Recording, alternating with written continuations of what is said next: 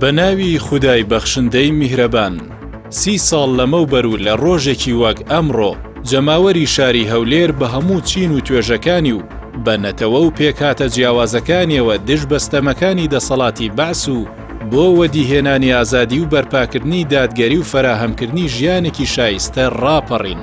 لە ماوەیەکی کەمیشدا سەرجەم دام و دەستگاکانی ڕژێمیان ڕاماڵی. لەو ڕۆژەدا تەنیا شتێک کە خەڵکی ڕاپەڕیوی هەولێری کۆ کردبووەوە وەستانەوە دژبەستەم و چەسپاندنی دادگەری بوو. ئێمە لە کاتێکدا یادی ئەو ڕۆژە دەکەینەوە کە دوای تێپەڕبوونی 30 ساڵ دەستکەوتەکانی ڕاپەڕین لەژێر هەڕەشە و مەترسیدان.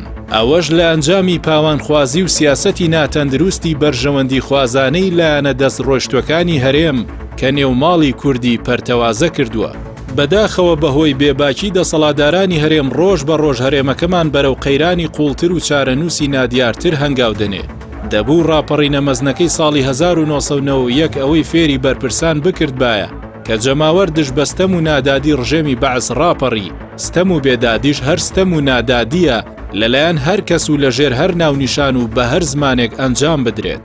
لەو یادەدا پێویستە دەسەڵاتداران بەخۆدا بچنەوە و دەست بە چاکسازی ڕیشەی ڕاستەقینەی گشتگیر بکەن و کاری جددی بۆ بەرپاکردنی دادگەری بکەن و قەیران بە قەیران نەسپێرن پێشەوەی کار لە کار بترازێ. لەو یادەدا سڵاو و ڕەحمەت بۆ گیانی شەهیدان و کەسوکاریان و جەماوەری ڕاپەڕیوی هەولێر دەنێرین. بەڵێنیش دووپات دەکەینەوە هەردەم سەربازی ڕێگەی ڕاستی و دادگەری بین. مەڵبەندی سێی هەولێری کۆمەڵی دادگەری کوردستان 11 سەی 2021.